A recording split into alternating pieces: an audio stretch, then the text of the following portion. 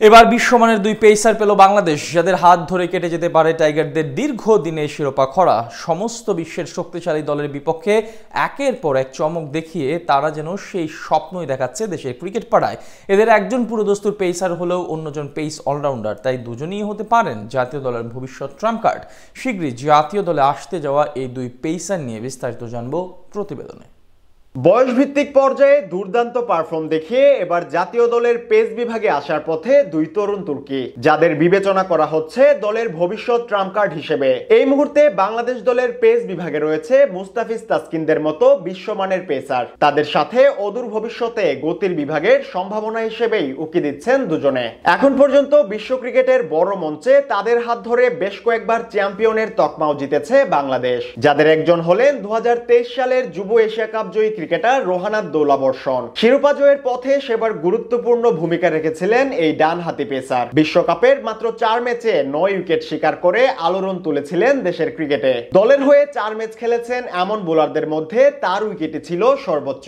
আন্তর্জাতিক মঞ্চে তার এমন পারফরমেন্সই বলে দেয় লাল সবুজের দলে পেস বিভাগের নতুন সম্ভাবনা হওয়ার পথেই হাঁটছেন তিনি। তার সামনে আছে মুস্তাফিজ তাসকিনদের শিবিরে যুক্ত হওয়ার হাতছানি। যদিও সবশেষ গত বছরের ডিপিএল এ কয়েকটি ম্যাচ খেলার পর পরবর্তী 15 মাস ধরেই লড়াই করছেন ইনজুরির সঙ্গে। তবে আশার বিষয় হলো এখন পুরোপুরি ফুল রিদমেই বল করতে পারছেন এই পেসার। তাই আসন্ন এনসিএল টি20 দিয়েই আবারও মাঠে ফিরবেন তিনি। ভবিষ্যতে জাতীয় দলের জন্যও যিনি হতে পারেন সম্ভাবনার প্রতীক। এদিকে দেশের ক্রিকেটে স্পিন অলরাউন্ডারদের বিভাগও বরাবরই এগিয়ে, তবে সামর্থ্যবান পেস অলরাউন্ডারের ঘাটতি এখনো চোখে পড়ার মতো। যেখানে আশা দেখাচ্ছেন দুর্দান্ত এক পেস অলরাউন্ডার, যিনি বল হাতে যেমন গতির তুফান ছুটান, তেমনি ব্যাট হাতেও খেলেন বড় রানের ঝড়ো ইনিংস। বলছিলাম অনূর্ধ্ব 19 দলের যুবা ক্রিকেটার রিজান হুসাইনের কথা। সম্প্রতি ত্রিদেশীয় সিরিজের ফাইনালে দক্ষিণ আফ্রিকার বিপক্ষে ব্যাট বলের অসাধারণ পারফরমেন্স দেখিয়েছেন 19 বছর বয়সী এই তরুণ। রীতিমতো একা হাতেই দলকে চ্যাম্পিয়নের শিরোপা জিতিয়েছেন তিনি,